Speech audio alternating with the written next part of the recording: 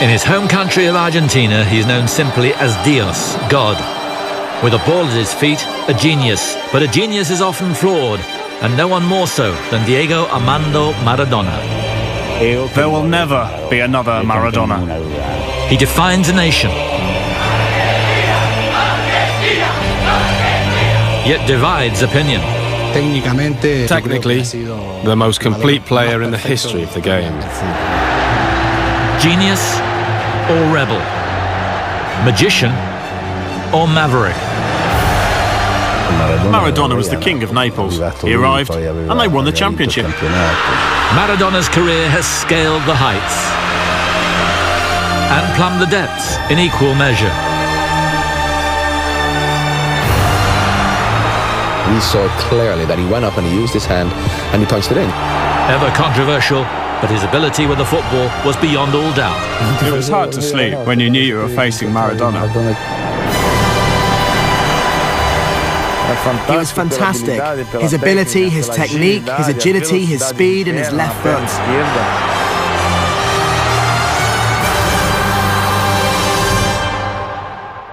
My mum says I was the best.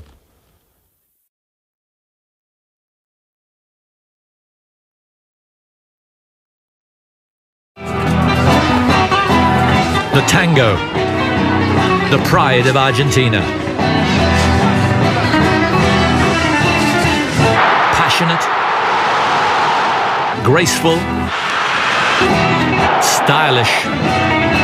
The tango has much in common with Diego Maradona. And his countrymen agree, Maradona was and is more than just a footballer. Maradona is, first and foremost for Argentina, a god, a legendary figure, and enjoys the same standing as Gardel, Evita and Che Guevara.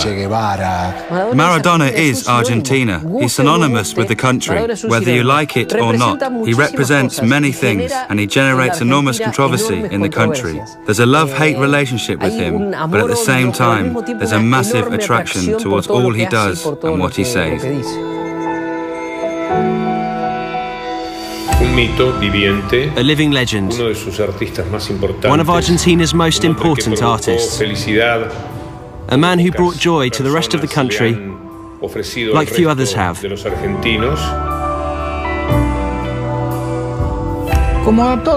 Like with all famous people, very famous people, there are those who love him and those who don't. He's all the best that could happen to us, and the worst as well. We blame him or hold him responsible for all our ills, and he's the one who redeems us over anything else and makes us feel immortal. I don't know if I'm a symbol. I tried to take my country as far as I could. But it's difficult, because people think that I can achieve things now that I used to achieve as a player. A hero in his homeland, famous throughout the rest of the world. From abject poverty to superstardom, it's been quite a journey. Diego Maradona hails from the Argentinian capital of Buenos Aires. He was born on the outskirts of the city in 1960 in the suburb of Lanús. But it was the shanty town of Fiorito which he first called home. Life was very hard. We always reached the end of the month with nothing left over. There were 8 of us, so that's 8 mouths to feed. And the only one who was working was my father. My sisters were studying, and my dad didn't want them to work. So he was the only one working, and he had to provide for us. So it was very tough. For the people of Fiorito, survival remains a constant struggle. But from hardship springs hope. And like his neighbors, Maradona would become a product of his environment. The late Francisco Cornejo was Maradona's first guiding light. Cornejo was coach of Los Cebollitas, a team which formed part of the youth system of one of the nation's top-flight teams, Argentinos Juniors. But it was only by chance that the youngsters' talents were discovered. There was a boy called Goyo Carrizo, and he told me that there was a friend of his where he lived, in Fija Fiorito, who was even better than him. I asked myself, who's going to play better than him? To be better than him, he had to be outstanding. Francis Cornejo said, "Why doesn't he come along?" He replied, "He doesn't have money." So Cornejo gave him a 10 peso note and said, "Bring him along with you tomorrow." One afternoon, he appeared with Diego. Diego was tiny. "Francis, here's the friend I was telling you about. If I told you to look at the boy, he was just another boy." I can honestly tell you that he impressed me a great deal during the training session. In the first session, I did pretty well. Scored a couple of goals and enjoyed myself. This lad was different. He'd be dribbling and suddenly play an unbelievable pass to someone who was unmarked. He was creative, he had so much skill. He had the traits of a boy who was much older. The first day, there were 3 of us watching. The second, 10. The third, 20. And all to watch this boy and how he played. There were many retired people who went to watch, and I always remember a man, an Italian, who called him over after going out there for about the 10th time and said, "Young man, because you've given me so much pleasure, I want to give you all that I have, which is this bicycle. Take it, I'm giving it to you." Maradona quickly established himself as a star performer for Los Cebollitas. Success soon followed. I passed the trial, made the team, and I went on to join the youth system. When I turned 13, I became a regular in the youth team of Argentinos Juniors, and we won our division by a big points margin.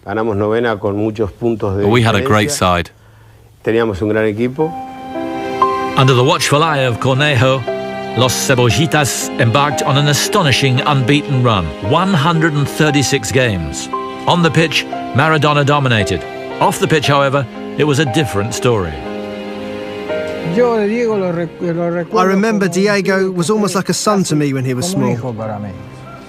Off the pitch, when he was with me, he was a humble little boy, laid back. But when he was on the pitch, he became a different person. You saw what he did and were taken aback, how he enjoyed it. Sometimes he'd lose a game and he'd cry. Tears, though, were short-lived. Maradona was simply too good to be held back. And in 1976, he became the youngest ever debutant in the Argentine top flight. He was 15 years old. That's where my dream started, about playing for the big teams. Buying a house for my mum, buying cars, being able to play for Boca, playing for the national team. The dream began that my friends and I fantasized about back then, but we thought it was impossible to make that dream a reality. So the moment I made my debut for the first team, I saw all of those things become a little bit closer, a bit more real. And if any doubt still lingered, 4 goals against Boca Juniors proved his star quality. At that time, the Argentinian league was dominated by the capital's bigger clubs, Boca, River Plate and San Lorenzo. During this period, Maradona failed to win any honours with Argentinos, yet was undoubtedly the outstanding talent in a modest team. So much so, he finished as the league's top scorer in 5 separate seasons. There was no one else to score them. The problem was that nobody could score, so I had to get the goals, or we wouldn't get any. But it was a great experience at Argentinos Juniors, because Francisco Cornejo was a guy who passed great knowledge on to us. The legacy he left as a footballer and as a person is huge. He knew how to lead us, and Argentinos Juniors had a fantastic youth system, out of which came great players, and not just me. In 1981, his destination was Boca Juniors, Argentina's most popular and successful club. The transfer fee was $500,000, a then record between Argentinian clubs. For us, it was very sad that he went to Boca, a team that we just don't like at all. Diego was suited to another team, with a different style of play to Boca's. Boca was a team of grit. But here, against whoever we played, people used to say that they couldn't believe such a youngster was playing in the first division. And Diego finished top scorer. Today, Maradona would cost no less than 200 or 300 million euros for sure. But the country didn't speak about anything else. The country went mad. Maradona was a superstar and was signing for the country's most popular club. And he was in good company alongside more experienced campaigners such as Ugo Gatti, Oscar Ruggeri and Miguel Angel Brindisi. Maradona blossomed at the Bombonera. And he fulfilled a boyhood dream by joining Boca at the expense of their greatest rivals, River Plate. The whole family supported Boca. It's a passion that you cannot explain. What happened was that River wanted me, and so I invented a story that actually Boca wanted me. River said to my agent that I would earn the same as Passarella and Filiol. So I said that I didn't want to earn as much as them. I just wanted to earn my salary, but I just didn't want to go to River. So I made up that story about Boca. But they didn't have a peso and really couldn't buy anybody. So we agreed a very strange contract with Boca, where they said that they would pay for my apartment. It was ridiculous, really, but I told my agent that I wanted to join Boca, and everything was completed very quickly. Maradona's performances came from the heart. He'd arrived at his spiritual home. Boca mean everything to me. I have two daughters, and one is a bigger fanatic than the other. But when Dalma goes to see them play, she ends up eating her fingers, not just her fingernails. She goes to the games and always says, "Thanks, Dad, for making me a Boca fan." That's something you just can't buy. Maradona proved inspirational, scoring 17 goals in 1981. He and his beloved Boca were champions. I had an injury, but I still played, and we won the championship in 1981 with Boca. That was absolutely fantastic, because we attracted full houses in whichever stadium that we played. Despite his ability, he still had his critics. Some observers believe Maradona was still far from the finished article. With Boca, he didn't always reach the heights in every game that he showed afterwards, when he was without doubt the best player in every game that I saw him in. At Boca, he had some great performances, some outstanding games, and in others, he was less prominent, and went missing on occasions too. Diego was very important in that title success for Boca, and underlined the fact that he was a huge star at the time, but his greatest period for me was after 1981. That period would be in another country on another continent. The big European clubs were clamouring for his signature, and after just 1 year with Boca Juniors, Maradona joined Spanish giants Barcelona in 1982 for a then world record fee of $2.5 million. This despite a nationwide effort to keep him in the country. Before the arrival of democracy in Argentina in 1983, the country was run by a dictatorship. In all the stadia, the fans would chant a song which had been invented. Maradona is not for sale. Maradona is not going anywhere. Maradona is Argentinian and part of our national heritage. Organisations began to appear, linked to brand names, which started to collect funds so as to attempt to block his transfer and prevent his move abroad. Well, all this didn't work, of course, and he was finally sold to Barcelona. The country was in a bad way. We wouldn't even get paid, and so the club couldn't afford to keep me. So Barcelona came along with the money, and they got me. I never even played in the Copa Libertadores, even when I'd won the domestic title with Boca. I never even played one Libertadores match after winning the league with Boca. It's incredible. At the 1982 World Cup, Maradona was now 21, and Menotti considered him to be mature enough to handle the pressure. As holders, Argentina opened the tournament against Belgium at Maradona's new home, Barcelona's Camp Nou. But national pride remained his sole focus. I always put playing for my country before anything else. For me, the Argentina shirt was the priority. And it's not just the priority when you turn professional. That's how I've always thought, ever since I was a small boy. The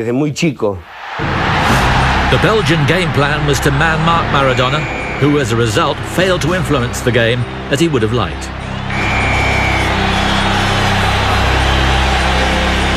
The Belgians went on to record a surprise 1-0 win. Argentina would have to regroup. Diego was perhaps already the best player in the world in '82 because of the magic he produced on the pitch. But we weren't a team. We were 11 individuals doing our own thing. We never gelled though. We had good players, but we were never a great side. Argentina won their next 2 games to qualify for the second round group stage. Those wins included 2 goals for Maradona in a 4-1 defeat of Hungary. They were special to him, being his first in the final stages of a World Cup.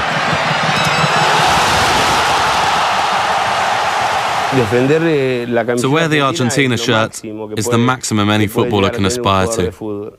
A player can celebrate a goal wearing the Napoli shirt, for example, but to do the same thing wearing the national team shirt is another feeling altogether. In their opening Group C match, they faced Italy. The Azzurri had scraped through to this stage on goal difference after drawing their 3 group games. The Italian defender Claudio Gentile was assigned to man-mark Maradona. The Italian game plan was simple: stop Maradona, stop Argentina.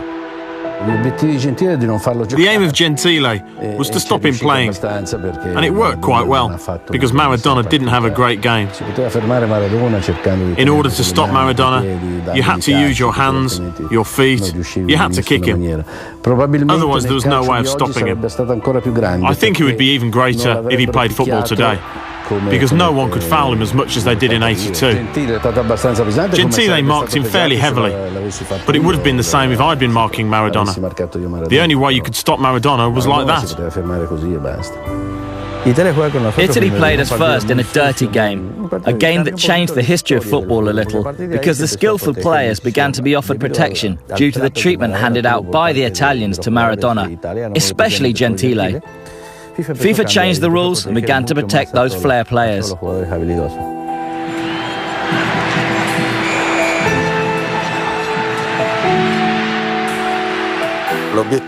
That was the intention, to mark Maradona in any way possible. It's not like it was prepared, but we had to anticipate him, get there before him, foul him. All types of things, like making him nervous, not letting him play, not letting him get the ball. You had to think about all those things before the game. Above all, you had to stop him from turning, because if you let him turn, a player like Maradona cannot have the same effect if he's not able to face goal. And so Gentile did superbly by marking him in that way, sticking tightly to him. Despite receiving a yellow card in the opening minute, Gentile neutralised Maradona. It was treatment he would become accustomed to. And with their star player nullified, Argentina lost 2-1. Italy beat us, and we went into the next game against Brazil, knowing that if we were to have a chance of going through, we had to win 3-0. And if you go into a game knowing you have to win 3-0, it's very tough. And when your opponents are Brazil, it's virtually impossible.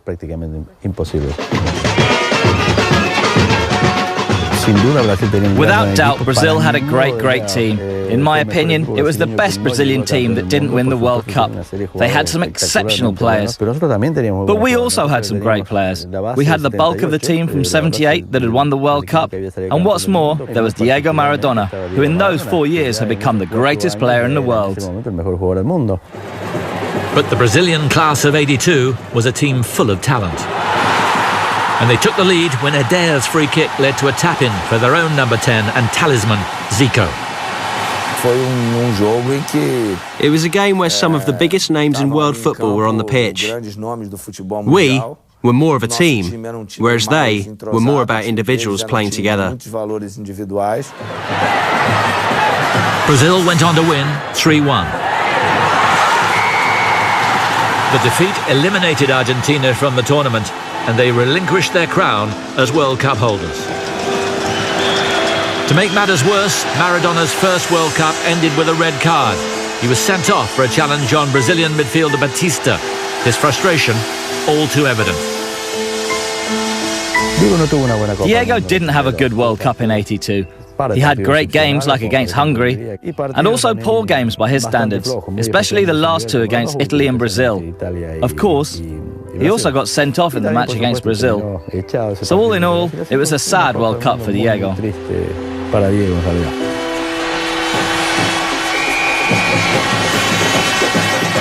Next time on Dios, the controversy continues. It reached the point where I didn't want to train with Barcelona anymore. I was at home, waiting to see if anyone wanted to sign me. And in an unfashionable city, he becomes an instant hero. Words can't explain the enthusiasm that it created in the city.